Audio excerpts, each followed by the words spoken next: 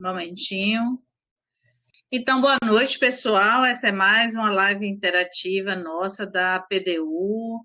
Dessa vez, uma live muito especial, porque ela está intimamente linkada com o ateliê didático e com os nossos cursistas, porque esse é um tema que a gente vem estudando no ateliê, na nossa última aula, principalmente, e suscitou bastante um certo aprofundamento e nós, então, de pronto pensamos no momento, né, em que pudéssemos aprofundar o conhecimento e, na verdade, socializar mais ainda, né, para os nossos colegas da UFBA, porque ele é de uma importância vital, constitui um saber didático fundamental em relação ao nosso trabalho docente, ao nosso trabalho como professores. E Carol Souza é uma pessoa que vem trabalhando, vocês devem ter ouvido, ela acabou de dizer que, inclusive, o pensamento dela é mapeado mentalmente. Depois ela vai explicar para a gente como é que ela conseguiu processar esse tipo de pensar, não é? Fazendo altas conexões e que inclusive modificou até sua estrutura de pensamento, né? Seus processos de conhecimento, portanto, seu processo cognitivo. Acho isso incrível.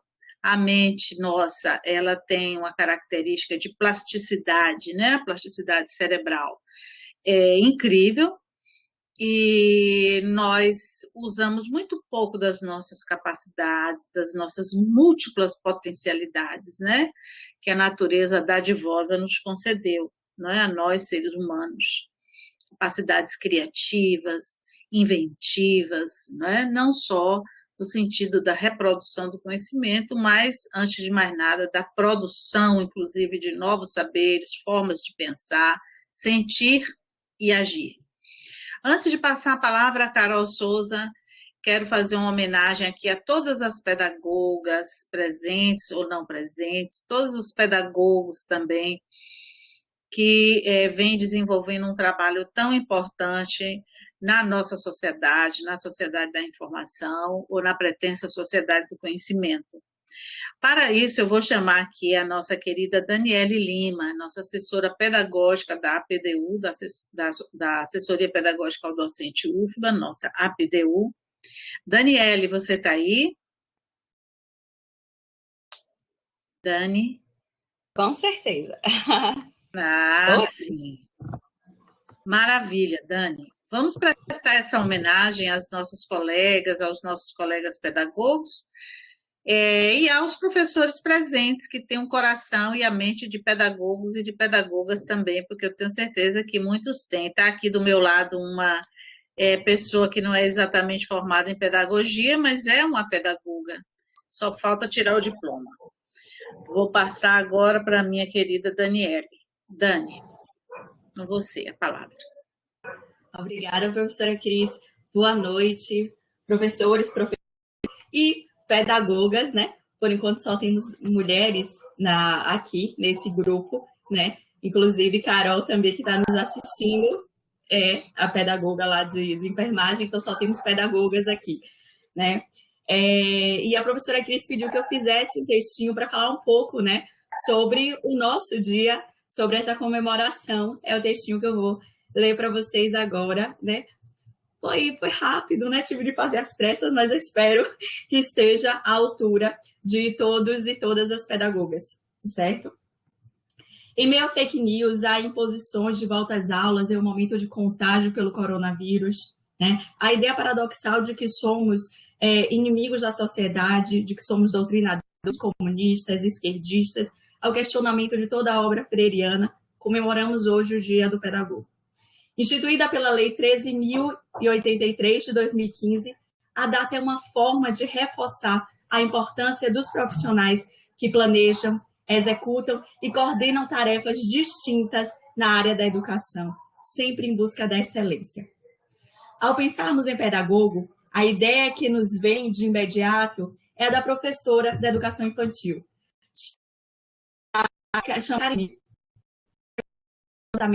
quanto pejorativamente, esbravejava que essas professoras não deviam ter férias tão longas no fim do ano e no São João, pois as crianças ficavam infernizando em casa.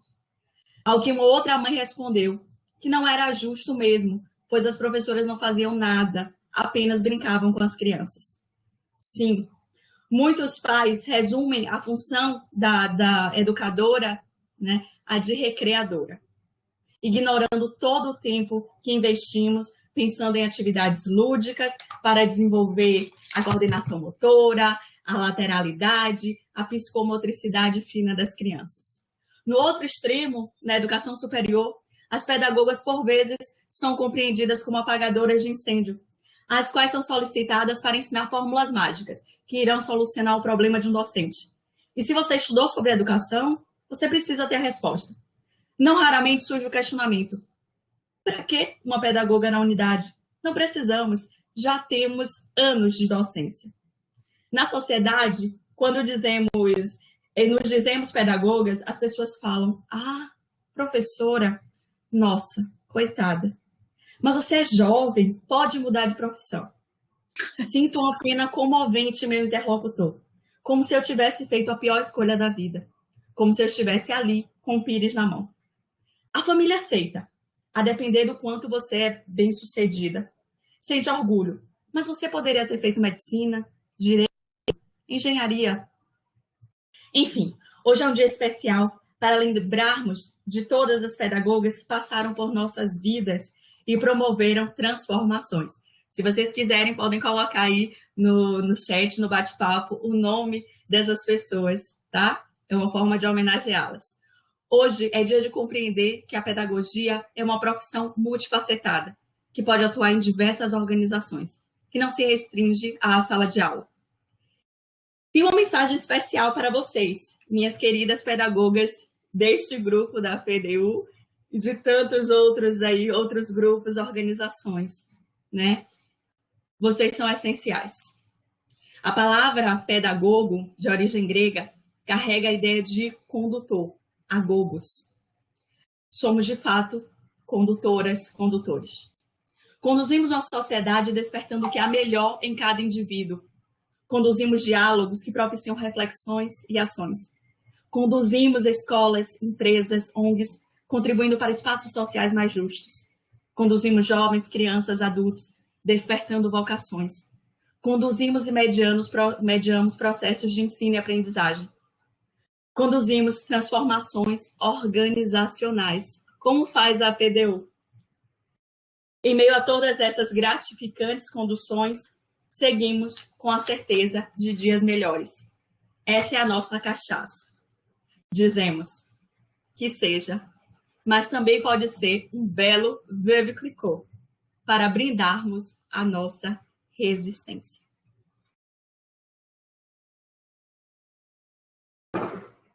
Obrigada, professora Cris, e obrigada a todos os professores e professoras pelo espaço e feliz nosso dia, né? Que lindeza, viu? E foi em cima da hora. Coisa linda, né? Para você ver, né? Que aqui a gente não faz, a gente inventa. Muito obrigada, Dani. Belas palavras. E assim a gente vai começar a nossa noite de hoje. E vou apresentar para vocês essa lindeza que está aqui do meu lado, essa colega, parceira, querida, amiga, uma pessoa de um otimismo radiante e de uma grande simpatia, de um carisma incrível, sabedoria, inteligência, astúcia no bom sentido, né, de ser arguta, e ela me toca muito com a pedagogia dela. Essa pessoa, então, é Maria Carolina Santos de Souza, ela é doutora em difusão do conhecimento pela UFBA, possui mestrado em ciência da informação também pela UFBA, em 2004, e é bacharel em ciência da computação, com ênfase em análise de sistemas pela Universidade de Salvador. Seu currículo é longo, não pretendo aqui traçá-lo integralmente. É suficiente dizer que eu a considero, de fato, uma pedagoga, uma estudiosa da pedagogia. Ela não é só uma pessoa formada em ciência da computação, ela não é só uma professora da área da informática na escola de administração, mas ela é uma estudiosa da pedagogia e vem exercitando com maestria esses seus saberes no nosso ateliê didático e também na nossa PDU, que eu vou pedir às meninas que coloquem o endereço aí no chat, para que quem não conhece a nossa página na PDU possa entrar, possa colaborar nos nossos fóruns, discutir suas dúvidas, seus dilemas, trocar um pouco também dos seus saberes, suas expertises, criando assim uma rica comunidade de aprendizagem. O nosso tema de hoje, portanto, são os mapas conceituais. Não sei se Carol também vai adentrar pelos mapas mentais, creio que sim. E eu, na chamada que fiz, e no convite que fiz a vários professores, hoje eu disse que esse tema é fundamental para trabalharmos a organização didática de conteúdos. Por que eu disse isso, Carol?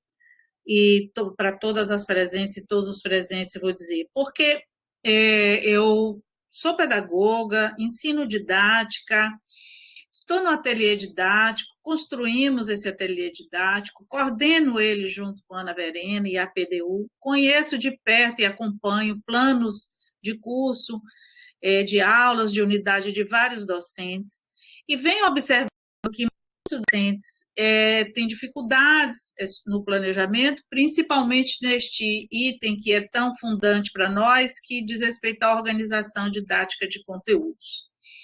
Antes de mais nada dizer, Carol, que esses conteúdos, eles não são informações soltas, não é? Trata-se de um trabalho com conhecimento. E o conhecimento, ele é, vamos dizer, um conjunto, não é? De saberes, de fazeres e de conceitos, teorias, teorizações, que atitudes também, hábitos, que são trabalhados no bojo dos diferentes componentes curriculares. Devemos entender também que a nossa universidade, a nossa sala de aula, é um campo de produção de saberes. Então, nada mais justo do que sabermos dar devida importância a esses conhecimentos e sabermos trabalhar com eles, e para isso, antes de mais nada, é preciso planejar. Há um grande autor chamado Chevalar, que discute a transposição didática de conteúdos, eu falei, inclusive, na aula sobre ele, essa transposição do São Francisco, como eu costumo dizer, e, na verdade, a gente pode estar trazendo, né, uma grande interrogação. Será que podemos falar de transposição do conhecimento científico para o conhecimento acadêmico, né, para a sala de aula dentro da universidade, ou devemos falar em ressignificação de conhecimentos? Não é uma simples transposição, se bem que nada é simples, né?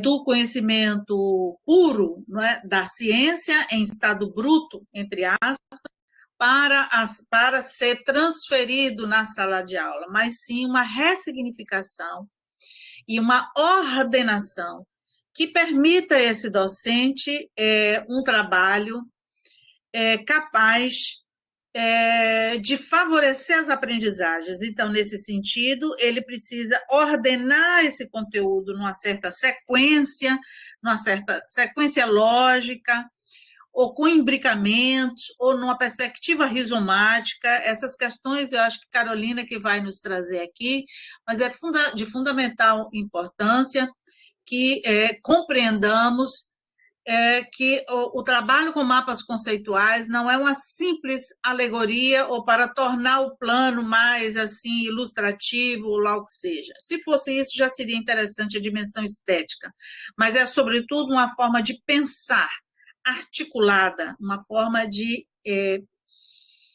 fazer relações, inclusive, entre os conhecimentos que são constituintes de determinado componente curricular.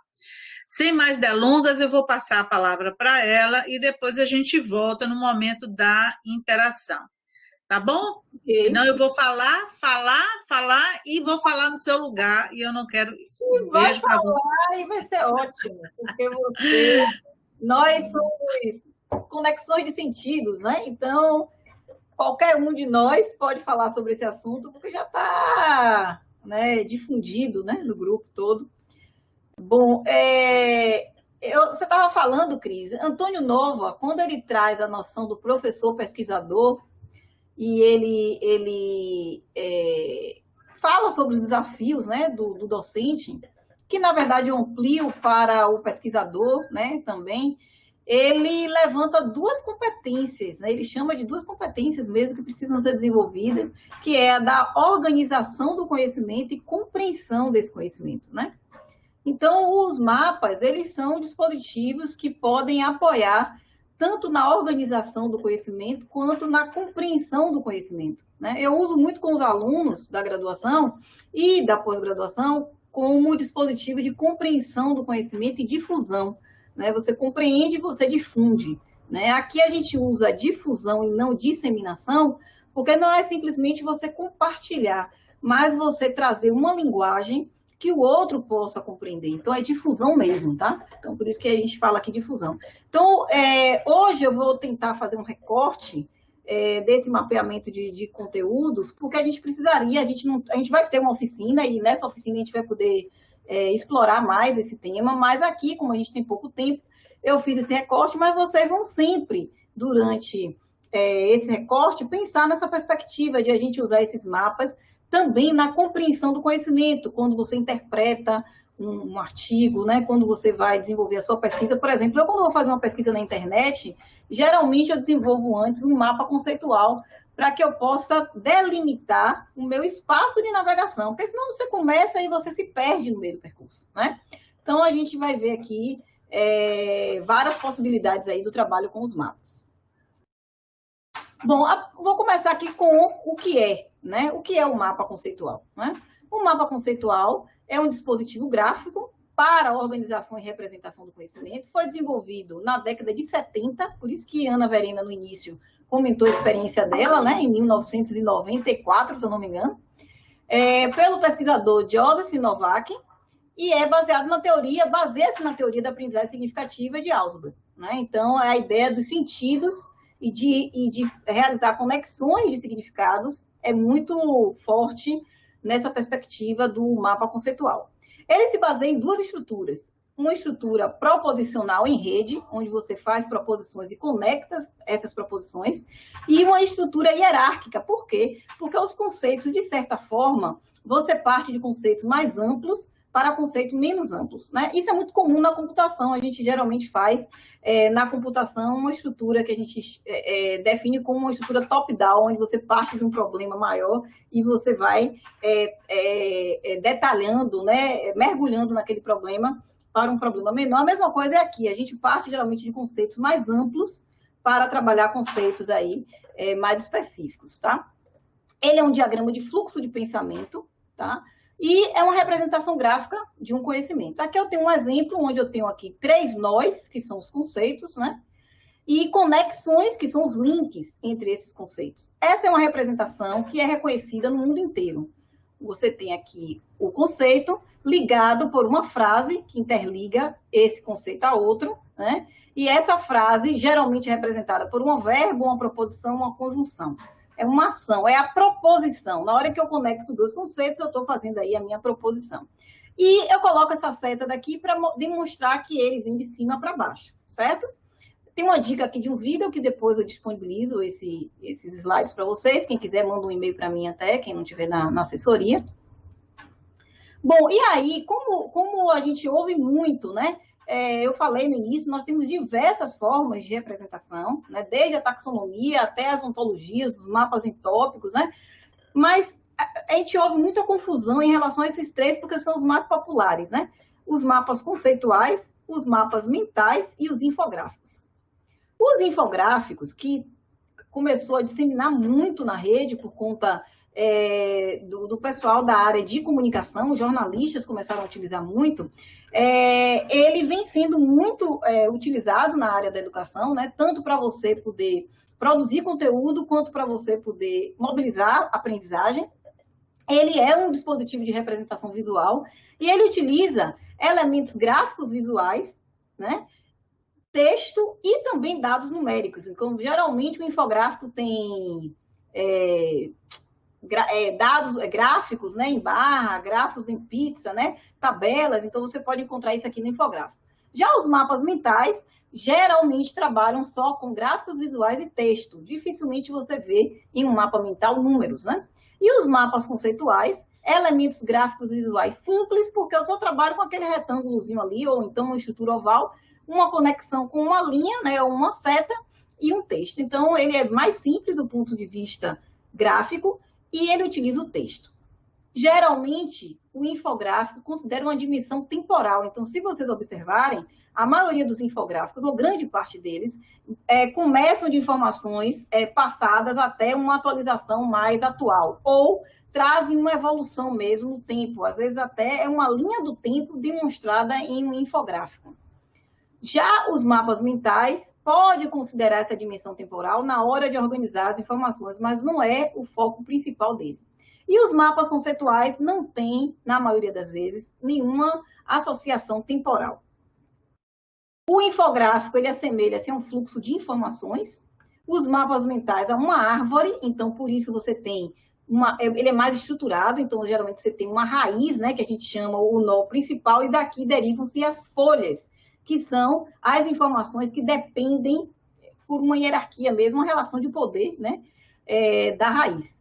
E o foco deles são as ideias. Então, o mapa mental é uma representação de ideias. Por isso que, geralmente, ele é utilizado com um compartilhamento da sua interpretação pessoal sobre um determinado assunto, sem um grande esforço de que o outro entenda da mesma forma.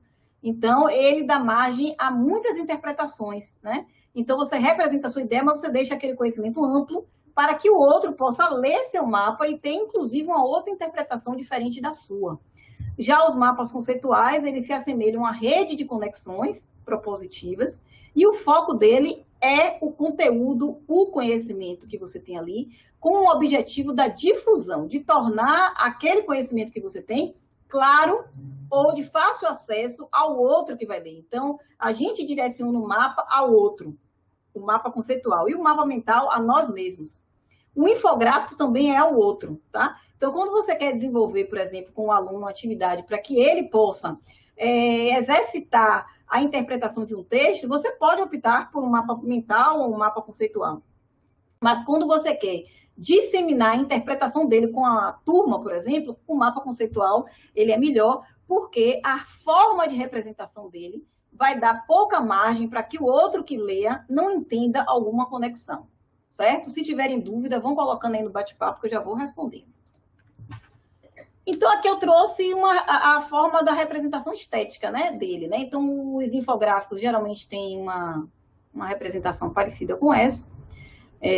Os mapas mentais, por isso que são as árvores, né? Aqui é como se a gente tivesse uma estrutura e essas aqui dependem dessa, né? Tem uma dependência. O mapa mental, às vezes, tem uma representação tão diferente que, é por isso que eu falei, né? Que foge também dessa representação aqui. Né? Então, às vezes, por exemplo, uma pessoa de um outro país tem uma dificuldade de entender porque você faz o uso intenso de imagens e as imagens, às vezes, nem sempre têm o mesmo significado semântico. Né? Então, envolve também uma questão aqui de semiótica. E o mapa conceitual, no mundo inteiro, geralmente, ele é representado dessa forma, né? Com retângulos ou estruturas ovais ligadas aqui pelos verbos, certo? Vamos lá. Bom, e aí tem uma outra dúvida que eu ouço muito, esquemas não são mapas conceituais? Na minha vida inteira, Carol, eu fiz esquema para estudar, eu mesmo usava muito esquema para estudar na época que eu estava no ensino fundamental e médio, mas esquemas, eles não são mapas conceituais, né? Por quê? Porque os mapas, ele foca muito nas relações entre os conceitos, que são as proposições. E essas proposições demandam de uma clareza semântica, de sentido mesmo, tá? Aí eu trouxe um exemplo que foi a música que a gente ouviu hoje no início aqui, né? A canção de Dorival Caymmi, O Vento. Nessa música, por exemplo, nesse trecho aqui que está em vermelho, né? Vento que dá na vela, vela que leva o barco, barco que leva a gente que leva o peixe, peixe que dá dinheiro, Curimã. Se eu fosse aqui construir um esquema ou um mapa conceitual desse trecho, qual seria a diferença do ponto de vista da informação que eu estou compartilhando com quem tem acesso a esse dispositivo, tá? Então, se eu estou trabalhando aqui a nível de esquema, nos versos, eu faria, por exemplo, uma anotação desse tipo. Nos versos, o compositor reúne palavras e conceitos e colocaria a lista dessas palavras. Vento e vela, vela e barco, barco e gente e peixe, peixe e dinheiro. Poderia até fazer desenhos e ligar essas coisas em caixinhas, né, como a gente faz muito nesses editores aí de PowerPoint, Microsoft, etc. Word, etc. Então, vistas assim, podemos, no máximo, supor qual é a relação que existe aqui entre, por exemplo, vento e vela. Eu posso imaginar, não, vento, depois, né, alguém que tem acesso a esse esquema pode dizer, o vento balançou a vela, não, o vento quebrou a vela, né? Então, assim, dá margem a dúvidas, né? Já no mapa conceitual, a gente precisa trazer as proposições, né? Então, eu vou dizer, o vento que dá na vela, a proposição é que dá na vela, a vela que leva o barco. Então, não há dúvidas, né, de qual é a interpretação que existe entre a relação estabelecida entre velo e vento, né? Então, fica bem claro aí. Então, essas proposições, elas devem aparecer no mapa conceitual.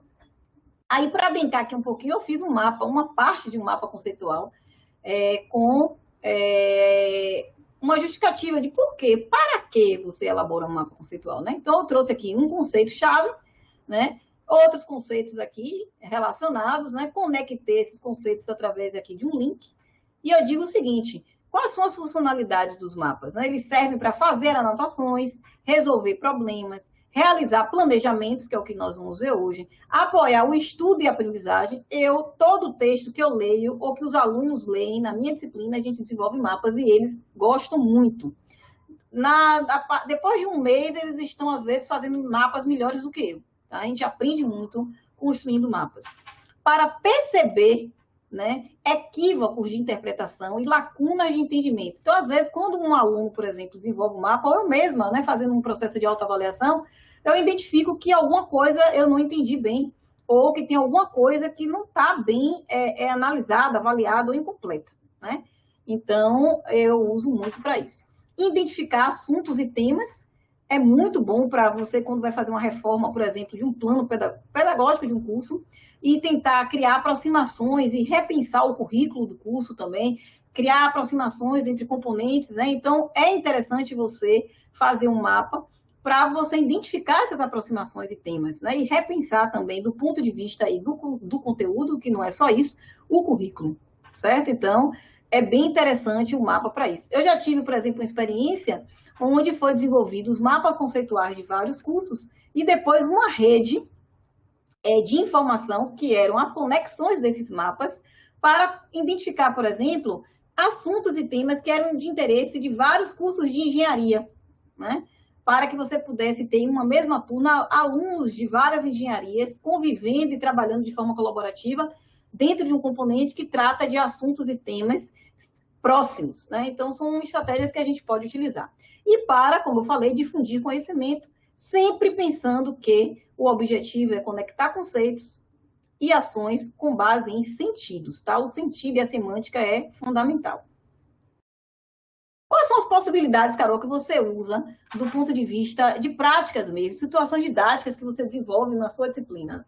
Eu trabalho pelo menos com essas 4 proposições aqui, que eu chamo, e eu explico aos alunos isso, né, que é o esforço da síntese, da colaboração, o estudo invertido e como dispositivo de apresentação. Como esforço de síntese, por exemplo, a gente faz uma aula expositiva dialogada, ou a gente faz uma leitura de um artigo, e eu peço para que eles elaborem um mapa conceitual, destacando as 20 palavras-chave que traduzem o que eles compreenderam sobre o assunto. Depois a gente leva isso para uma aula e a gente apresenta esses mapas e discute, identificando aproximações e distanciamentos. Tá? Essas palavras-chave de um texto, de uma frase, elas são os substantivos. Então, por exemplo, aqui nesse texto, eu tiraria aula expositiva, né?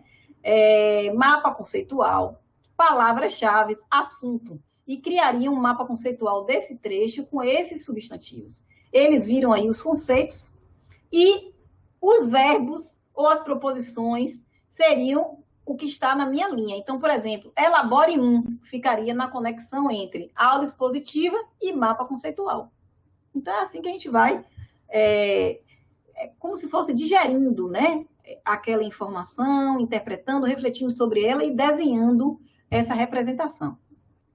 O estudo invertido é quando eu disponibilizo um material de apoio, pode ser um texto, um vídeo, slides, um podcast, né, para uma aula antecipadamente. Então, no caso do esforço da síntese, geralmente a gente tem uma aula em onde a gente discute o assunto, ou eu apresento aquele assunto, depois eles fazem a atividade e a gente retoma. No estudo invertido, não. Antes de eles terem contato com aquele assunto, eu entrego esse material de apoio para eles, né? E aí ele desenvolve e peço a eles, olha, vocês vão elaborar um mapa conceitual desse conteúdo e a gente vai debater ele durante a aula expositiva. É muito bom. Eles vão colocando no chat, a gente já vai, antes, disponibilizando os mapas de todos, né? No ambiente virtual. Então, a gente já vai com uma discussão mais orientada ao objetivo. Então, todo mundo já sabe aquilo que não entendeu, aquilo que tem interesse. Sim, Marlene, vamos. A gente coloca depois o vídeo aí disponível no nosso canal aí da Prograde, tá bom? E se quiserem também eu disponibilizo os slides, não tem problema algum. Bom, então, para a colaboração, aí eu faço muito na pós-graduação isso aqui, tá? Então, a partir de um conjunto de palavras-chave, então eu já mostro para ele, a gente teve um assunto, a gente estudou um texto, eu listo as palavras-chave, né? E peço para que eles desenvolvam um mapa em dupla ou em grupo, e depois se juntar com outro grupo ou outra dupla e repensar o mapa e construir um novo. Gente, é uma técnica de aprofundamento, de interpretação impressionante. Eu faço muito na pós-graduação, que a gente tem lá na contabilidade, não sei se o Ronaldo está aqui hoje, que a gente trabalha a gestão do conhecimento mesmo, o componente de gestão do conhecimento. Pronto, Ronaldo, eu faço muito naquele componente de gestão do conhecimento, e os alunos não adoram. A gente divide a turma em 4 tópicos, que são os 4 tópicos do componente.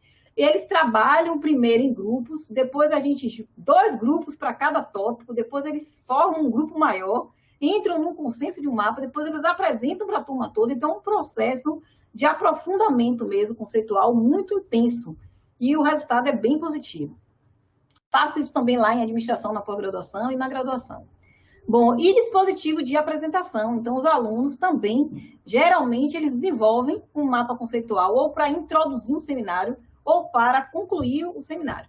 Eles fazem mapa conceitual dentro de um plano de negócio ou de intervenção. Eles fazem mapa conceitual para poder trazer uma representação de um artigo, relatório técnico, relatório de visita técnica, para dissertação de mestrado e tese de doutorado. Introduzir capítulos, a gente faz muito os mapas, e esses mapas que a gente introduz na dissertação de mestrado ou na tese de doutorado, depois viram recurso para apresentação mesmo no dia da defesa, então é muito interessante.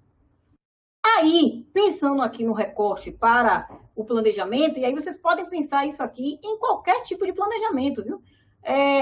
Na verdade, os meninos hoje usam muito mapas conceituais no ensino fundamental e médio. Os professores pedem muito já, né, da educação básica.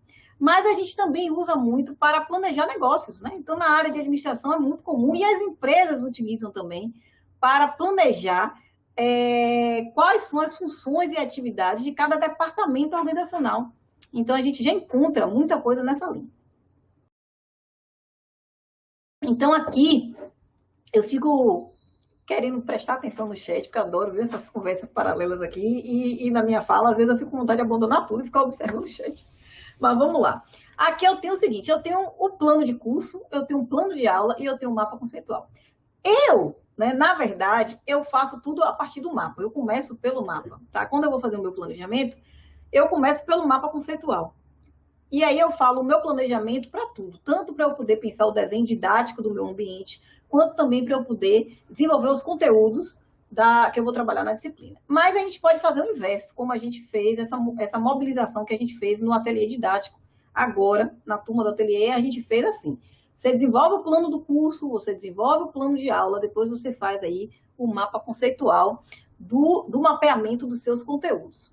Então, no plano do curso, para essa etapa de mapeamento de conteúdos, eu utilizo principalmente aqui o meu conteúdo programático, né? Então, a gente pega aquele conteúdo que já está aqui, mas como ele é bem linear, aí eu prefiro pensar de uma forma não linear, então por isso que para mim é mais fácil pensar em mapa do que pensar em linear, tá? Então, por isso que eu faço o inverso, mas é uma questão aí para cada um.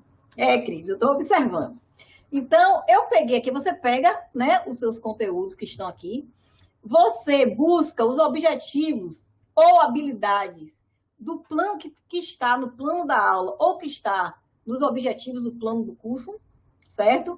E essas duas informações vão te dar aí o mapeamento de conteúdos, porque o mapeamento de conteúdos ele não pode estar dissociado dos objetivos e habilidades que você precisa que seja desenvolvido naquele componente. Então, a gente vai ver aqui como é que ficaria. Aí eu fiz né? E eu vou mostrar para vocês. Esse daqui foi um modelo, né? Então, a gente fez um modelo do instrumento lá que Cris e definiu lá no módulo que a gente está trabalhando agora. Então, a gente tem aqui um mapeamento preliminar do componente, envolve a identificação de ideias gerais orientadoras, conceitos a serem trabalhados, que podem ser intermediários e específicos, competências e habilidades e conceitos subsussórios, os prévios, né? Ou seja, os pré-requisitos. Como é que eu construí o meu mapa baseado nesse modelo? Aqui eu vou colocar o nome do meu componente, aqui eu vou colocar nas ideias gerais os temas indicados na ementa ou nos objetivos. Aqui nos intermediários eu vou trazer os grandes tópicos indicados no conteúdo programático. Quais são os grandes tópicos? Vocês vão ver daqui a pouco. Nos específicos, os subtópicos. Nas competências e habilidades, eu extraí do plano de aula ou os objetivos do plano do curso. Então, eu pego as habilidades que estão lá no meu plano de aula, ou eu pego os objetivos que estão lá no meu plano de curso, para poder trazer essa informação. E os conceitos subsussores, eu retiro do plano de aula também, né? E represento essa informação não como conceito, mas como conexão. Porque eu vou mostrar, por exemplo, se o aluno precisa, ou se ele vai ter acesso a um determinado conhecimento sobre um conceito, eu digo o que é que ele precisa saber antes. Então, eu vou conectar aqui conceitos e vou mostrar a vocês como é que fica isso, certo? Isso, Ana, eu também prefiro. Então, eu peguei aqui, ó, só 2 itens do nosso conteúdo. Desafio do professor, faça as demandas de uma sociedade em crise, currículo e formação. Então, o mapa eu trouxe aqui, ó, compreensão sobre o papel do professor universitário. Isso é uma ideia orientadora geral que estava lá no meu plano, certo? E que está condizente aqui com o meu primeiro tópico, que é os desafios do professor. Repeti igualzinho aqui. E, Carol, esses itens aqui das ideias orientadoras, você tirou de onde? Dos objetivos. Está tudo amarrado. Tirei dos objetivos. Bom, isso aqui, tirei daqui. Então, se eu fosse fazer o mapa inteiro, eu teria todos esses itens aqui como conceitos em laranja. E esses são os conceitos que eu chamo de intermediário. E os conceitos específicos são esses pequenininhos que estão aqui, são os subtópicos. Então, docência universitária e dilemas na prática docente. Bom, e aí eu coloquei aqui, ó, buscando essa ideia orientadora, busca o quê? Mobilizar e desenvolver. Isso é uma proposição, gente. E essa proposição representa o objetivo, que é qual? A reflexão sobre os dilemas vividos na docência, tendo em vista a sua ressignificação. Tirou da onde, Carol, essa informação? Do plano, estava lá no objetivo, né? E aí, quando eu trouxe currículo, que é o 4.3, eu identifiquei também quais são os conhecimentos subsussores que eu preciso, os pré-requisitos, que é ter conhecimento sobre as abordagens pedagógicas e ter um conhecimento e ter feito essa reflexão sobre os dilemas vividos. Então, eu representei aqui em vermelho, por isso que eu fiz aqui uma legenda, tá vendo? Eu botei aqui os conceitos em cores para a gente saber o que é que está em cada área. Então, conceitos, subsussores e pré-requisitos, eu estou representando aqui em vermelho na minha conexão com uma proposição. Ok? Só pode ser assim? Não. O mapa conceitual, ele é resultado de uma interpretação. Se foi uma pessoa que fez, ele carrega os significados, os sentidos daquela autoria. Mas se foi um grupo, é daquela negociação daquele grupo. A gente poderia, cada um aqui, ter feito o mapeamento de uma forma diferente e não estava errado, não existe erro. Pode ter até uma lacuna de interpretação ou de entendimento. mas não existe erro, porque é uma representação da sua interpretação sobre aquelas conexões, vai depender do processo cognitivo, como o Cris falou. Aí eu vou mostrar para vocês o seguinte, bom, para por aí, não para por aí. Na hora que a gente vai desenvolver o desenho didático do ambiente virtual de aprendizagem, ou na hora que a gente vai desenvolver o sumário da nossa tese, ou da nossa dissertação de mestrado, ou do nosso relatório técnico, esse mapeamento vai interferir naquela organização. Está tudo relacionado. E é isso, gente, que faz com que o aluno ou o leitor do seu texto tenha autonomia de entendimento no processo. Ele consiga navegar por aquela informação de uma forma natural, sem demandar ligar para o autor do livro e perguntar, peraí, eu estou meio perdido, ou do ambiente, perguntar ao professor, onde é que eu acho tal informação? Né? Por quê? Porque as coisas estão casadas. A gente começou a usar muito o mapeamento quando começou-se a desenvolver páginas na internet. Lembram que no início tinham mapas do site? Tinha sempre uma área que era mapas do site. Você ia lá para saber onde você encontrava as coisas, né? Quando a arquitetura da informação, que é um campo do conhecimento, começou a desenvolver e a evoluir, as interfaces começaram a ficar autoexplicativas. Então, por isso que a gente abandonou aí os mapas do site, tá? Mas voltando aqui. Na hora de você fazer o desenho didático, você toma também como base esse mapeamento. Tem uma forte relação entre o mapa do AVA e o mapeamento de conteúdos. Então, aqui eu trouxe um exemplo. No nosso ambiente do ateliê, a gente tem uma área chamada currículo e formação, que, se vocês observarem, vai ser aqui, é um grande tópico indicado no conteúdo programático. É um conceito a ser trabalhado, tá?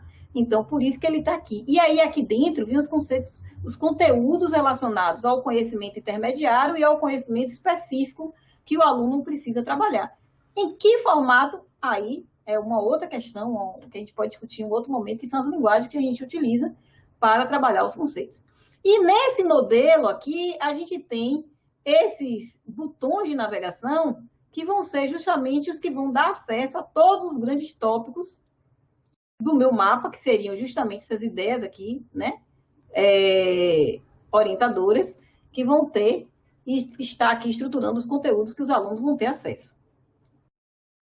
Aí, a UFBA, quando desenvolveu os modelos de curso, né? Foram desenvolvidos aí lá na página ava.ufba.br. Para quem precisa aí de ambiente virtual de aprendizagem, tem uma área chamada suporte técnico, modelo de curso. Foram desenvolvidos 6 modelos de curso. Uma comissão, cada uma desenvolveu um modelo, foi uma comissão formada no semestre suplementar, né? Ana Verina, inclusive, desenvolveu um, não lembro qual foi. E aí, a gente tem aqui esses modelos, cada um segue uma lógica para tentar ajudar o professor a já partir de um ponto, né? Um ponto de partida mesmo. Então, no mapa do AVA, o layout desse ambiente pode ser estruturado ou com foco nas ideias gerais, ou com foco nos conceitos intermediários, ou com foco nos conceitos específicos.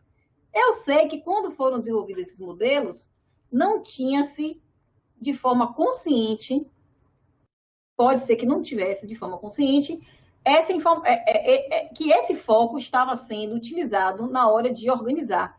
Muitos dos modelos foram criados baseados na prática, né? Então, você já tem tanta prática desenvolvendo desenvolvendo ambientes no Moodle, que a gente já sabe que fica melhor estruturar os conteúdos dessa forma. O modelo 1, 2 e 6, ele tem foco nas ideias gerais. Então, por isso que ele trabalha por unidade. O modelo 3, ele usa temática. Então, ele trabalha com foco nos conceitos intermediários. E o modelo 4 e 5, ele não separa os conceitos diretamente aqui nos rótulos principais, mas ele especifica dentro, baseado também com foco nos conceitos específicos. Então, ele vai ter lá uma área material didático e dentro dessa grande área ele vai trazer os conceitos específicos, tá? E do ponto de vista aí das produções textuais, como artigo, tese, dissertação e etc., no sumário, quando você vai organizar, é muito importante, eu peço sempre aos meus alunos de orientação de pesquisa, que eles façam, junto com o sumário, um mapa conceitual da organização do documento deles. E aí, eles vão observando como é que esse documento vai ser construído. Tá? As relações, inclusive, tem um conceito que a gente vai trabalhar no capítulo 3, mas que tem relação lá no capítulo 2. E a gente vai entendendo aí essas conexões de sentidos, tá? Porque senão fica parecendo o quê? Uma coletânea de capítulos e não tem uma relação de um capítulo para o outro. como eu queria falar um monte de coisas e a gente não tem tempo para falar tudo, isso a gente vai ver na oficina, quando a gente estiver trabalhando, eu trouxe aqui só uma dica extra, porque eu acho que é tão importante que eu não queria deixar de falar. No CMAP, que é a ferramenta que a gente vai, que eu uso e que eu vou mostrar aqui, nós temos a opção de criar o que ele chama de grande nó, né? Além de várias outras coisas, como, por exemplo, construir uma apresentação, construir um dicionário, né? Utilizar imagens, links, adicionar um vídeo em um conceito, você tem a opção de criar um grande nó, né? Esse grande nó é quando você tem um conceito que ele demanda um detalhamento e que ele está conectado a vários outros conceitos, mas que não é interessante você trazer no mapa, porque senão o mapa fica muito grande e ele fica complicado de compreensão. Então, vou sim, Cris, vou compartilhar. Então, o que é que você faz? Eu peguei aqui um mapa que um professor fez da área de física, e ele trouxe um conceito de forças, um conceito que era forças, tá vendo? Quando você clica na setinha forças, aí ele explode, e ele vai mostrar aqui vários outros conceitos associados a forças, certo? Então, o nó ele é importante para você poder criar categorias. Então, por exemplo, se você estiver trabalhando com análise de conteúdo, como técnica de análise de dados no mestrado e doutorado, é interessante você usar um mapa conceitual com os nós para poder mostrar as categorias, certo? Então, para mapear, na verdade, sua metodologia. Isso eu estou pensando agora. Loucura, eu fico começando a fazer as conexões, como eu falei aqui no início. Mas é bem interessante, eu nunca fiz isso, eu vou começar a fazer. Eu uso muitos mapas para poder traduzir o que eu vou trazer nos capítulos, mas não para poder mapear minha metodologia. Tá? Bom, indo aí avante. Então, alguém perguntou durante a semana, algum professor, qual é a ferramenta que a gente ia trabalhar. Eu uso o CMAP Tools, é um software livre, né, gratuito e livre e aberto para customização. Pelo menos era, não sei se ainda é, quando começou. Por que eu disse isso, né? Vou explicar também. Porque o software livre ele tem que atender algumas liberdades, né? Uma delas é ter o código aberto. Eu não sei se ele ainda continua com o código aberto, mas ele é de livre acesso. O CMAP Tools ele tem uma versão para desktop, que é o que a gente chama de versão offline. Você instala no seu computador. Ela tem uma quantidade de recursos maior, tá, do que a versão nas nuvens, que é a versão online, mas que a versão nas nuvens é melhor para você trabalhar em rede. O CMAP Tools Desktop, ele tem a opção de você disponibilizar o mapa em um repositório que ele chama de SOPA, né? E esse repositório permite que várias pessoas chamadas de CMAPper, ou seja, autores de mapa, possam colaborar com você, alterando ou incluindo alguma coisa no mapa. O CMAP Cloud é interessante porque você compartilha o link e a turma toda pode trabalhar no mapa, certo? Então, eu uso com meus alunos o CMAP Cloud. Hoje, quando eu estou em laboratório, eu uso o outro.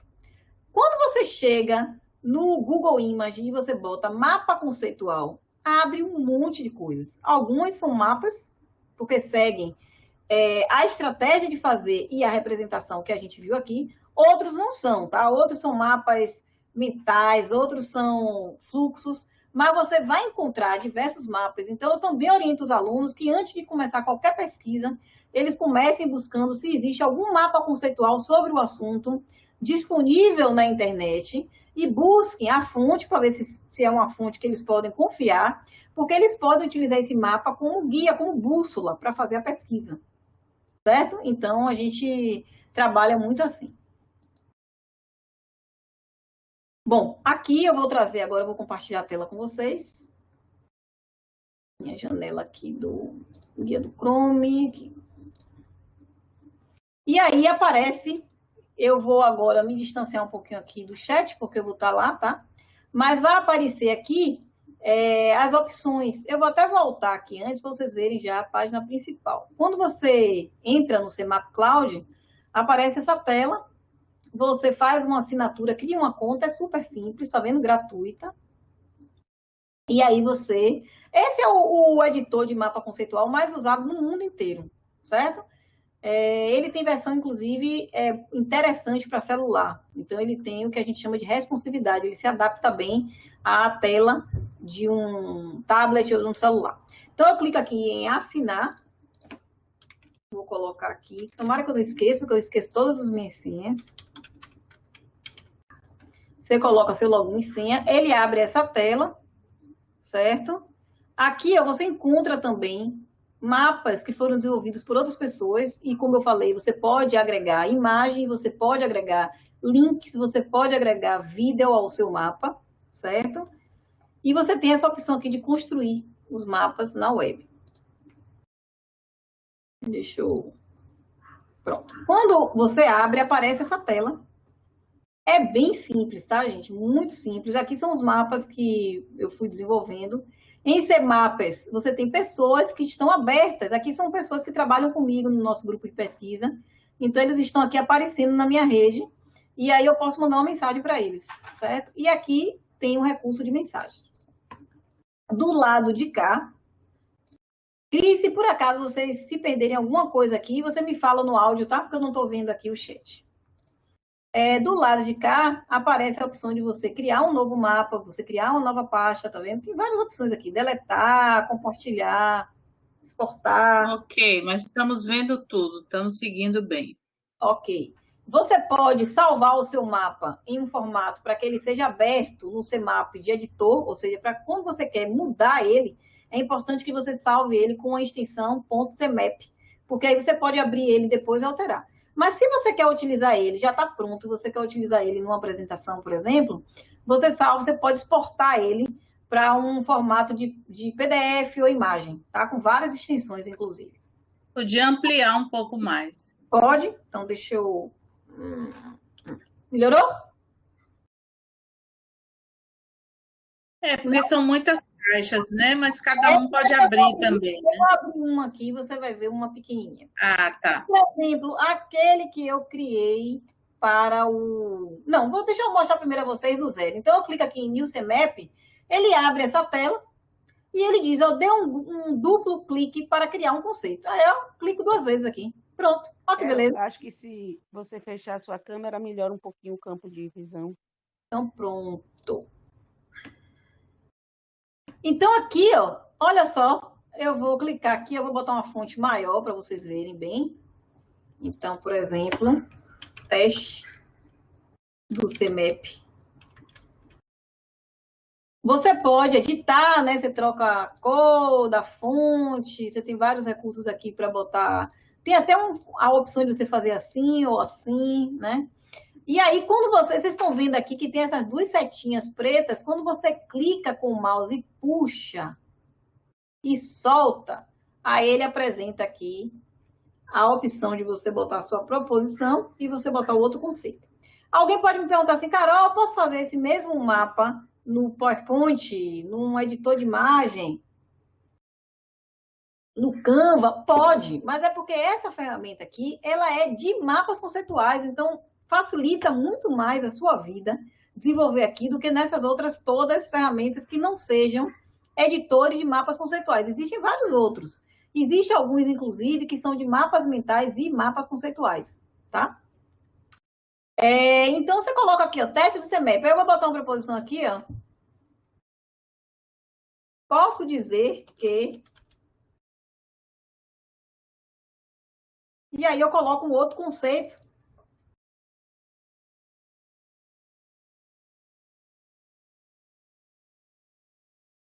Posso dizer que é como se eu estivesse fazendo um mapa para poder mapear um teste de um software. A gente usa isso muito em engenharia de software, né?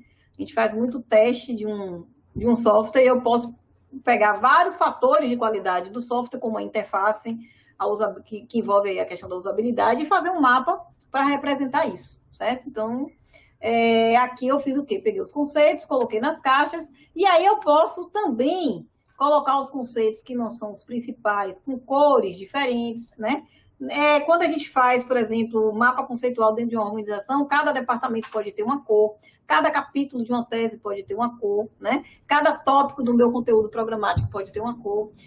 O uso das cores ajuda a nós entender, por exemplo, que se tudo que está aqui embaixo eu coloco das mesmas cores, ele já tende a fazer isso para mim, ajuda na estética mesmo da visualização dos dados, né?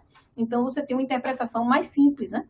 Você pode, por exemplo, selecionar todos os conceitos de vez e fazer uma mudança aqui em cima. Então, assim, tem vários recursos, tá? Nessa versão nas nuvens, não tem a opção, e não tem mesmo, de você colocar, por exemplo, uma imagem, de você colocar um vídeo associado que tem, clicando com o botão direito dentro do conceito, na versão desktop, certo? Na versão desktop, inclusive, ele pode animar o mapa para você, para fazer uma apresentação. Aí alguém também pode me perguntar, Carol, é a mesma coisa do Prezi? O Prezi é um editor de apresentações que ele utiliza dentro da concepção dele de organização uma representação visual baseado no mapeamento, só que é mais próximo do mapa mental do que do mapa conceitual, certo? Então, ele geralmente cria uma estrutura mais em árvore. Mas, na hora da apresentação, ele te dá uma flexibilidade de você poder reordenar a forma, o fluxo, né, de apresentação da forma que você quiser, certo? Aqui também tem a opção de eu botar uma nota, ó, gente. Então, fichamento, ótimo. Eu faço isso, eu coloco o conceito, e aí que eu estou pesquisando, e aí eu coloco, por exemplo, uma citação que eu vi em algum livro sobre aquele conceito, eu coloco a citação aqui na íntegra com o número de página. E isso ajuda imensamente na hora de você escrever o texto, porque você já vai ter lá o seu catálogo todo de citações no seu mapa, certo? Então, para os alunos também de pesquisa, iniciação científica, mestrado e doutorado é muito interessante. E quando você coloca aqui, ó, depois que você aperta o Enter, fecha, ele mostra que esse conceito tem uma notinha aqui, certo? Aqui, se eu voltar aqui para os meus mapas, para a gente poder ter um tempo para a gente poder discutir, eu fiz aqui o mapa da... Eu acho que é esse aqui, 28. Eu mostrei para vocês, ó, ele grandão aqui, tá vendo? Então, eu coloquei aqui todos os grandes tópicos, os grandes objetivos. Aqui, os meus conceitos chaves, tá vendo? E aqui, os conceitos específicos, o meu objetivo, que são ali as habilidades, né, e as competências, e aqui os pré-requisitos. Então, por exemplo, currículo, eu botei com direcionamento para currículo, PPC e planejamento, busca desenvolver a competência de interrelacionar o planejamento de ensino ao projeto pedagógico, tem como conhecimento, como pré-requisito, o aluno ter estudado as abordagens pedagógicas e ter feito essa reflexão. E aí, aqui em cima, eu coloquei a minha legenda, certo? Então, isso também é possível, você criar caixas superiores, ou com o nome do autor, ou com a legenda. Se a gente vier aqui agora, eu tenho a opção aqui de exportar para JPEG, tá vendo? Imprimir, certo? Então, eu posso também imprimir. E eu posso selecionar tudo e posso enviar o link do mapa. Quando você faz isso, enviar o link do mapa, aí o outro pode se conectar com você e alterar o seu mapa. Então, aí você começa a trabalhar em rede dessa forma. Então, você coloca aqui, ó, o endereço, e aí o mapa vai, o outro abre. Para isso, o outro tem que ter uma conta, tá? Cadastrada aqui. Certo? E aí você consegue já mandar mensagens e trabalhar de forma colaborativa, ok? Então, eu acho que eu vou encerrar aqui, porque senão eu vou falar o tempo inteiro para a gente poder discutir um pouquinho.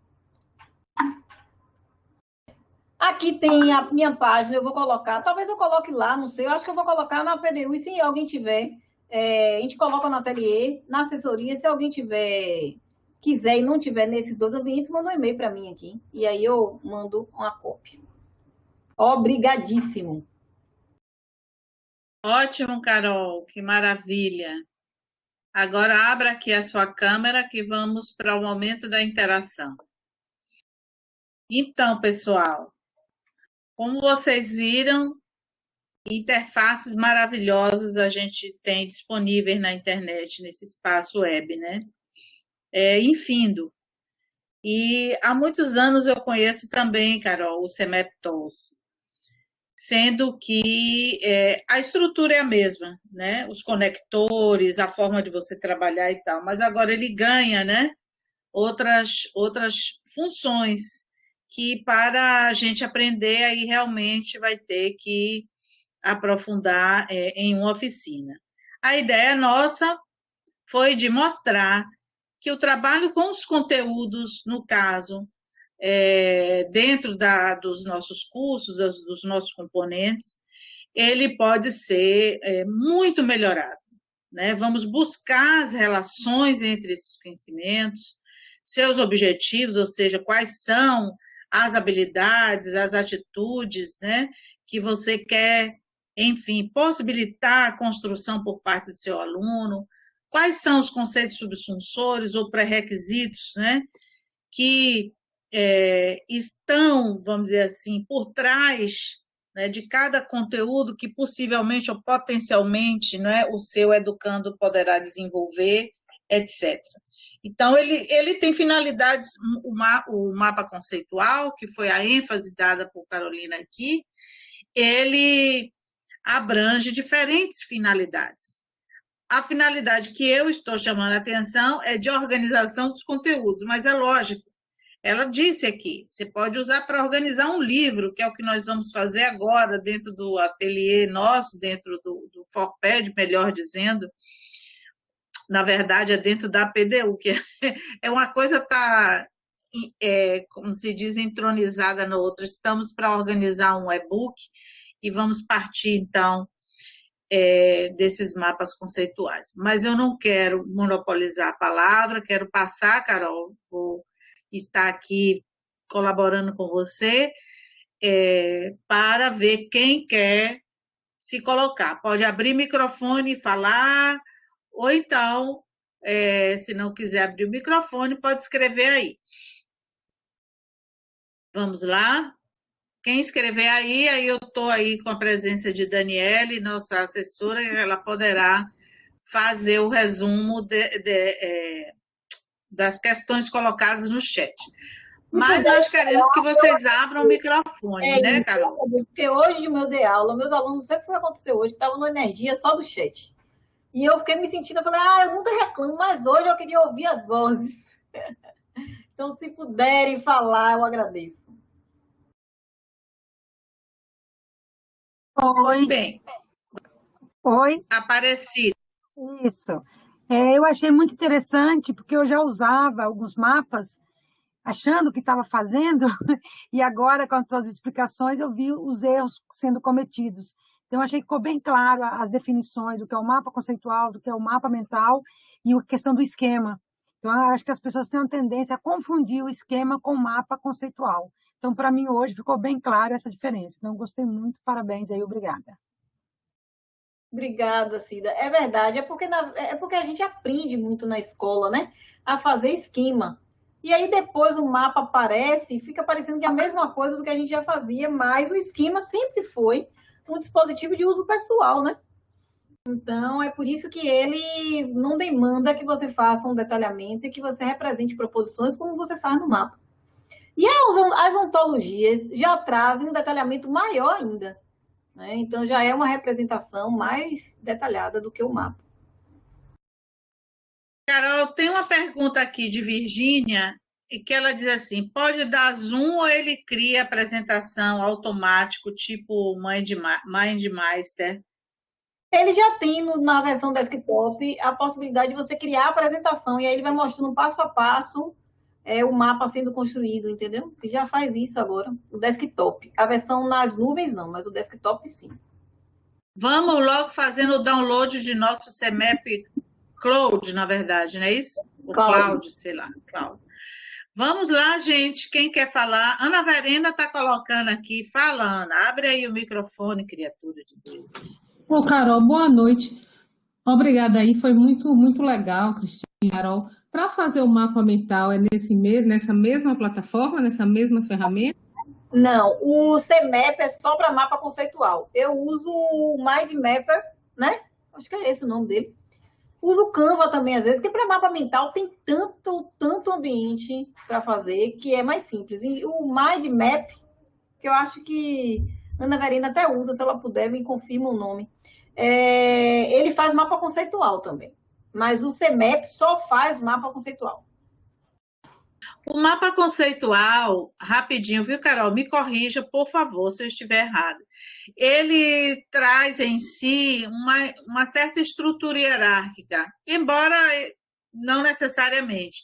E o mapa mental, eu acho que a diferença, ela está justamente de que o mapa mental ele é mais livre, ele inclui desenhos, uma linguagem iconográfica, né? e que lhe dá mais liberdade na construção. O mapa conceitual eu acho mais complexo e mais denso, faz conexões com mais clareza, não é? Enfim, o que você acha? Como ele utiliza a estrutura em árvore, ele muitas vezes é ainda mais hierárquico, sabia disso? Parece que ele é mais fluido, por conta da forma que você faz a disposição dos conceitos. Mas, na verdade, geralmente, você parte de uma ideia, e aí essa ideia é conectada a várias outras ideias, e entre as ideias não tem conexão. Se você observar, por isso que a gente diz que ele não tem as redes, ó. Muitas vezes ele para nisso aqui, ó. Em uma representação onde as folhas não estão conectadas. Entende? É verdade, é verdade. Então, eu posso conectar como eu fiz no É verdade. Você puxa para onde for necessário, você tem conexões muito mais complexas, tá vendo? As conexões, eu acho que a diferença está nessa complexidade, entendeu? Que não é nem hierarquia. Não é. Porque ele pode ter uma estrutura absolutamente crescer para cima, para os lados, para baixo, né? Cris, vou falar um pouquinho. Justamente esse grau de complexidade é que algumas pessoas utilizam até num processo de avaliação e até de pesquisa também. Por exemplo, no início de um componente, né, a compreensão dos estudantes sobre o conceito de evolução, por exemplo, e Charbel até fez uma pesquisa com isso, ele trabalhou não só dentro de um componente, mas em 3 momentos do curso de biologia, né? A compreensão do estudante no início, no meio, no fim do curso, um conceito que é eixo na biologia, que é o conceito de evolução, e justamente identificando esse nível de complexidade, né? E, sobretudo, o nível de inter-relação entre os conceitos, a quantidade de setas, as interconexões, como elemento de avaliação da estrutura cognitiva do estudante acerca daquele eixo principal, né? Daquele conteúdo principal. Então, já vi também alguns trabalhos de avaliação de componente curricular também, né? De um mapeamento inicial e um mapeamento final, quase como um pré-teste e pós-teste, mas não necessariamente que isso valha nota, né? Mas como um acompanhamento da evolução do quanto aquele estudante ampliou sua compreensão acerca do conhecimento. E eu não uso não o mapa mental, eu uso só o CMEP também. Na verdade, eu gosto muito de fazer o mapa conceitual à mão. Eu gosto de usar aquela folha A3 e fazer muito à mão. Mas, então é isso, eu queria trazer essa outra perspectiva. E sim, Cris, os mapas conceituais, eles têm muitos modelos mesmo. Eu uso muito hierárquico, a minha estrutura cognitiva é muito hierárquica. Mas tem aqueles parecendo uma teia de aranha, né? Tem alguns modelos, tem até um dos textos que a gente tem lá nos nossos materiais dos ateliês e da PDU, que é bem focado assim, em vários modelos, né, de mapas. Eu tenho um pensar também, sobretudo quando eu penso em conteúdos assim, hierárquico, né, do geral para o particular e tal, falo em ideias gerais orientadoras, intermediários e tal, específico, pensando sempre numa hierarquia. Porém, tem trabalhos em que a gente pode dar asas total à imaginação. O trabalho das constelações, por exemplo. Nada melhor do que um mapa conceitual, gente, porque ele faz altas relações e ali você pode criar, porque você pode ser criativo também no mapa conceitual e trazer até imagens. Não pode, Carol, fazer um mix conceitual mental aí também. A imagem, ela não vai aparecer no mesmo nível, né, do conceito, mas se você clicar no conceito, vai abrir uma imagem. Você clicando no conceito pode abrir um vídeo, você clicando no conceito você pode ir para uma página, certo? Então, é possível você introduzir ao conceito, agregar um outro conteúdo, assim como a nota que eu mostrei aqui, você pode agregar um outro conteúdo.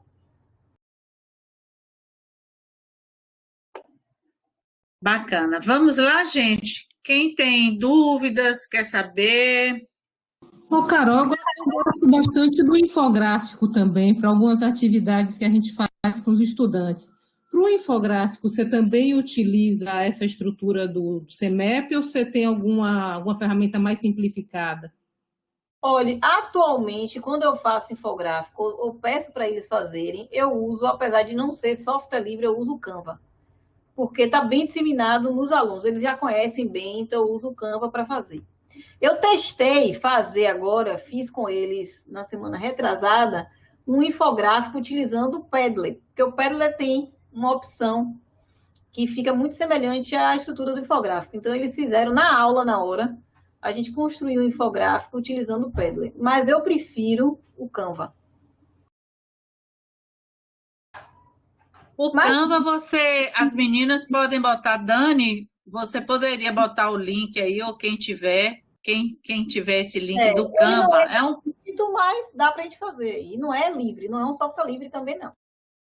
Mas é bem legal o Canva. O Canva tem modelos lindíssimos de infográficos, não é? Até o infográfico da PDU foi feito a partir do Canva. Eu acho ele incrível, ele é bem, assim, aberto, né? Não é uma coisa fechada.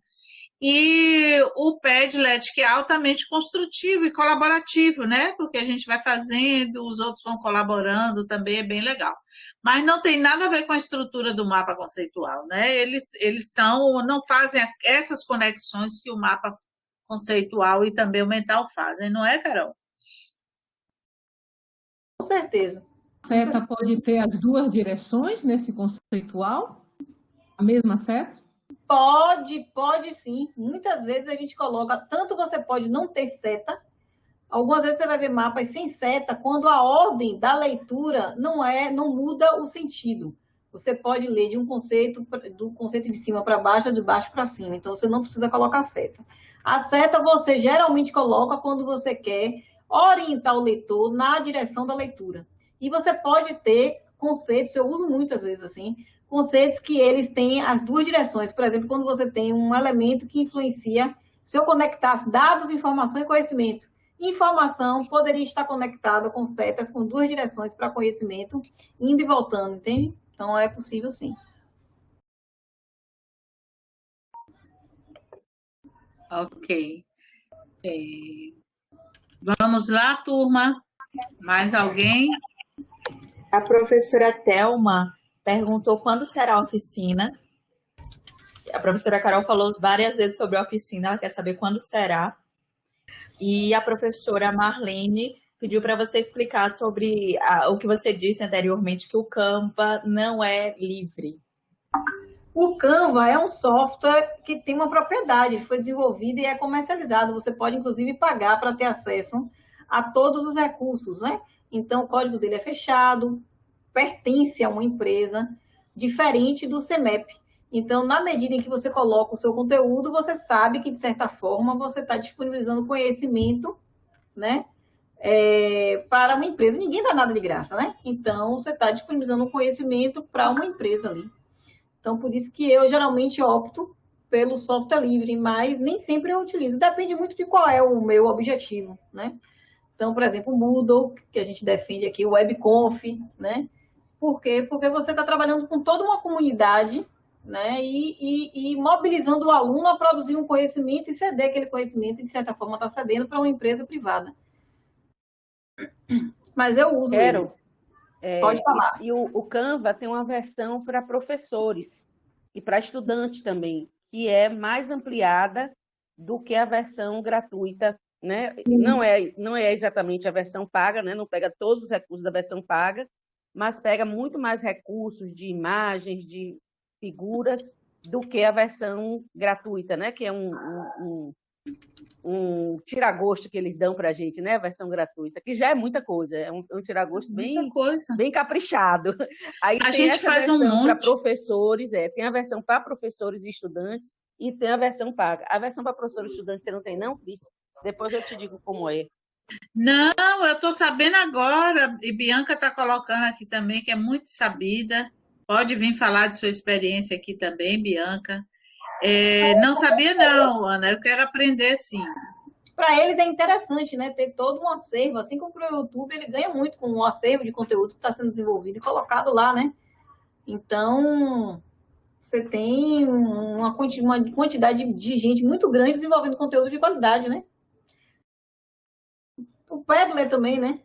Pode ser que em determinado momento todos passem a ser pagos, mas aí vai ter vários outros, né, disponíveis. O que importa é a gente poder ter essa oportunidade de desenvolver, né,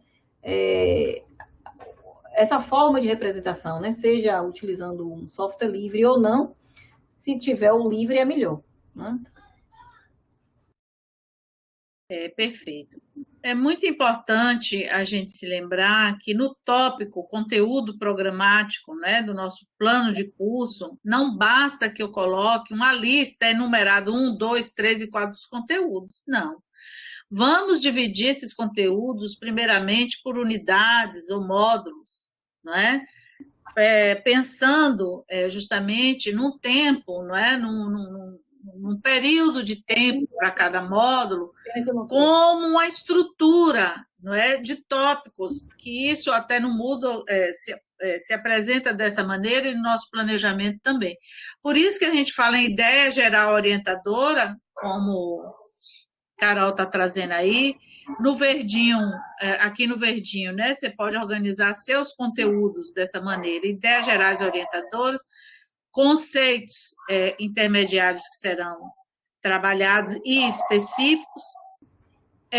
As competências já estão lá nos objetivos, você não vai trazer para o seu conteúdo. Basicamente, seu conteúdo ele vai ser organizado por esses dois tópicos aqui, né?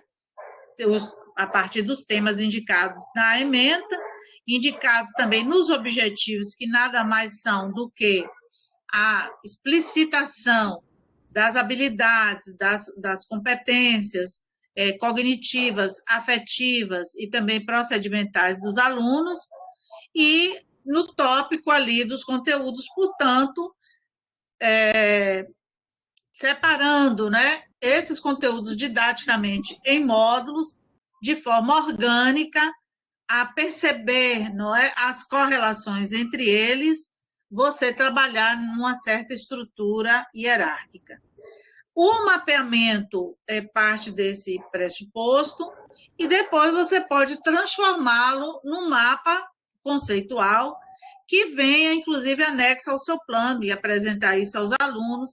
Desta maneira, vocês terão o componente curricular em suas mãos.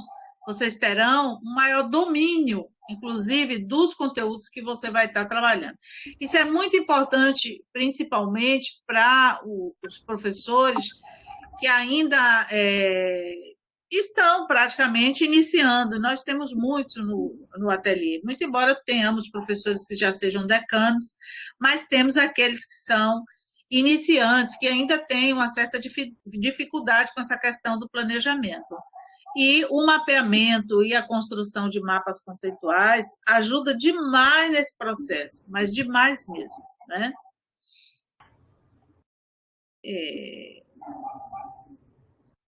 Não é isso, Carol? O que é que você acha? Com certeza. Eu estava aqui olhando as discussões paralelas, mas é isso mesmo. Por exemplo, Ana Verena disse, eu prefiro partir direto para o mapa conceitual. Carol disse, eu prefiro direto partir para o mapa conceitual. Depende do que a gente está fazendo. Quando eu estou estudando, eu vou direto para o mapa conceitual também.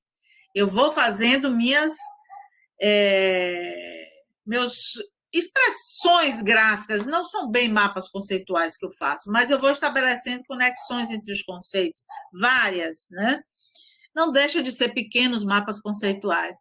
Mas, quando se trata do planejamento de ensino, embora eu possa fazer isso, vai ter um momento em que eu tenho que pegar esses conteúdos e organizar, não é? De forma escalonada, de forma ordenada, de forma sequenciada, com lógica, com organicidade, para que o aluno compreenda e não pegue as informações soltas. Conhecimentos, minha gente, os conteúdos não são informações esparsas, os conteúdos são conhecimentos, são um conjunto, né, de conteúdos, de habilidades, de práticas, de modus operandi, que cada disciplina científica, não é, ou técnica, ela traz em si.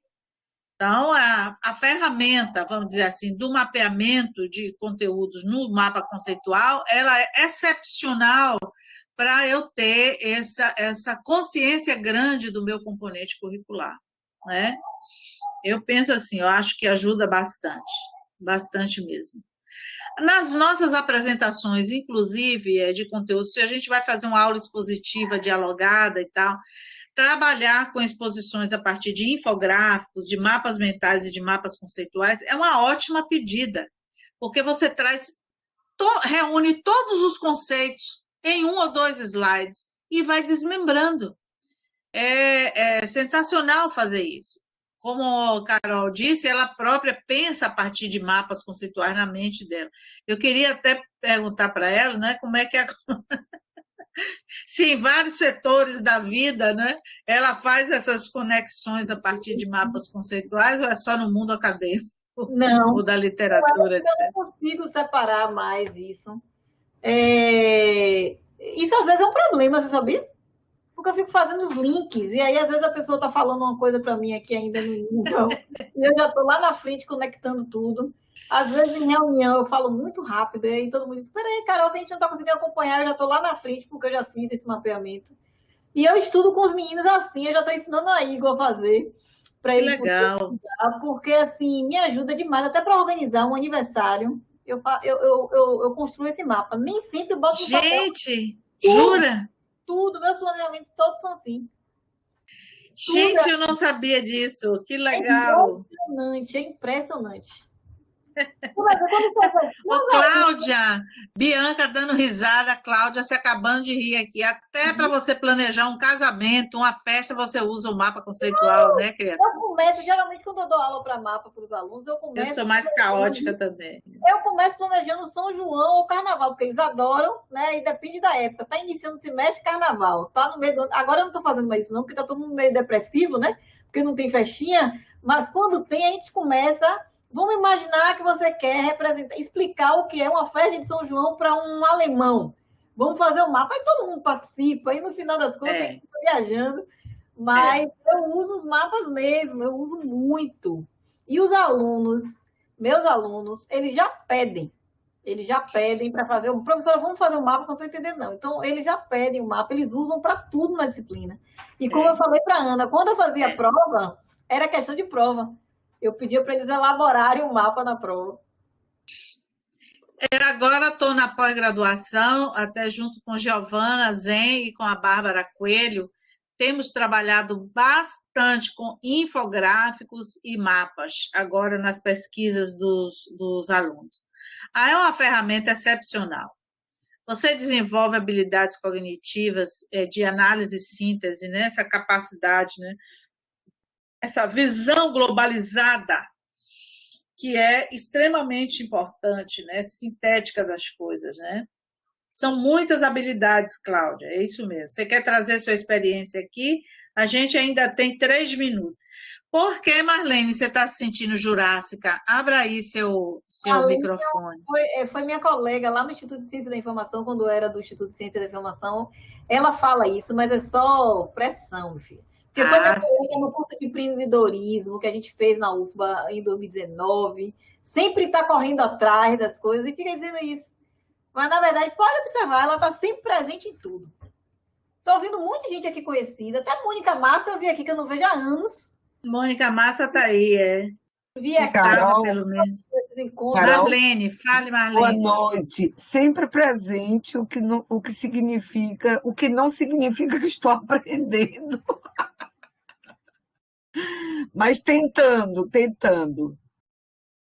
O desejo, eu digo sempre, não pode, se tem desejo, minha filha, a gente Olha, espera aí, que Mônica Massa está aqui, ela é expert em mapa conceitual também. Fala aí, Mônica, rapidinho de sua experiência nos nossos últimos minutos aqui. Mônica foi minha colega da Unifax, há anos atrás. Me orientando, viu? Doc. Eu vi, inclusive, vocês estão com um texto no mesmo livro, né, do SBIE, lá da Informática e Educação, adorei ver. Ficou lindo aquele capítulo. Mônica, você quer falar? Está sem áudio, que pena. Está sem áudio, é uma pena. Bom, nós estamos chegando já ao final. Vamos aqui nos despedir. Algumas pessoas perguntaram sobre a oficina. É uma organização que Ana Verena, vou chamar ela para cá. Ana, pode vir, abra aqui sua câmera, seu microfone. A gente lava em casa, viu, Ana?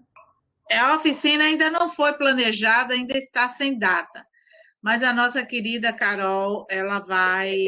A Carol já fez aí os gestos dela, não foi? Chega a cobrir o rosto, porque eu tento pegar essa mulher a tempo, viu, Cris? Antes dela ir para os Estados Unidos, a gente teve uma tentativa de fazer essa oficina.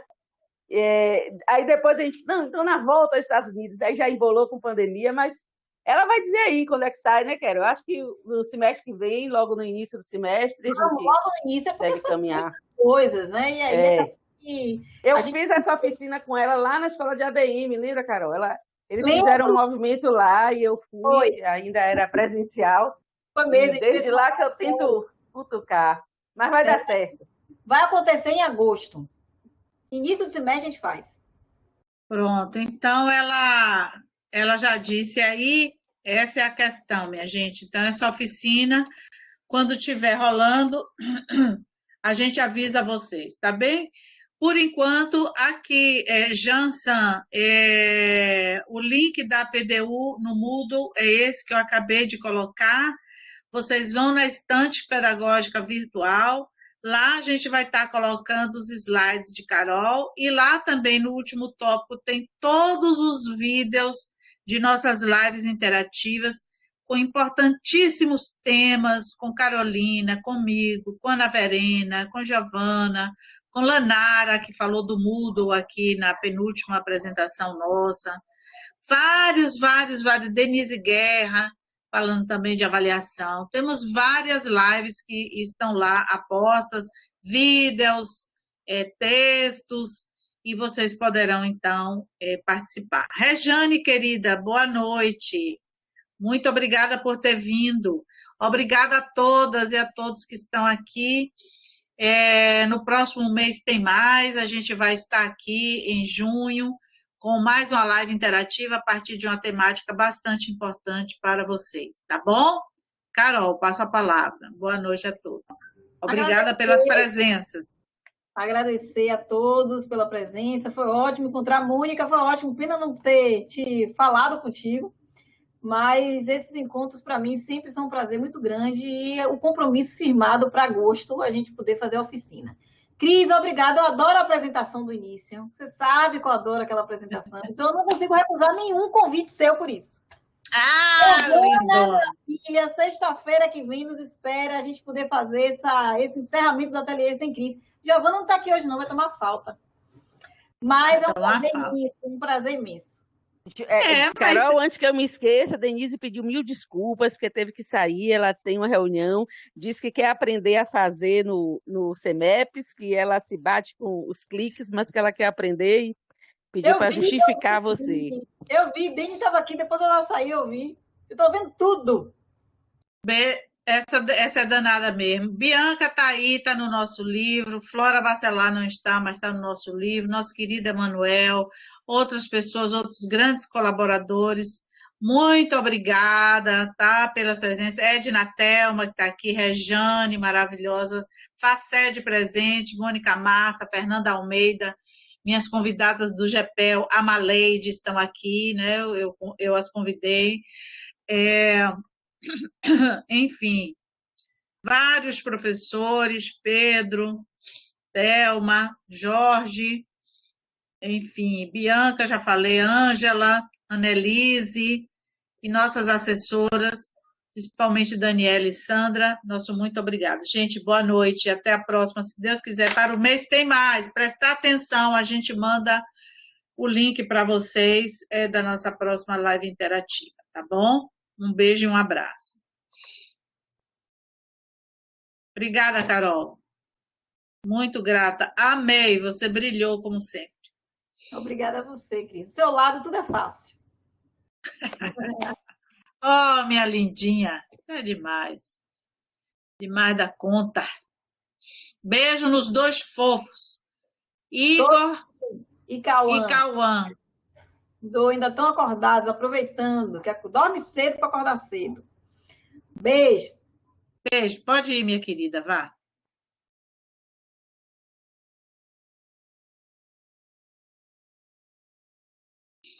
Tchau, pessoal. É isso aí. A gente fica de olho nos fóruns para saber qual é o tema que vocês mais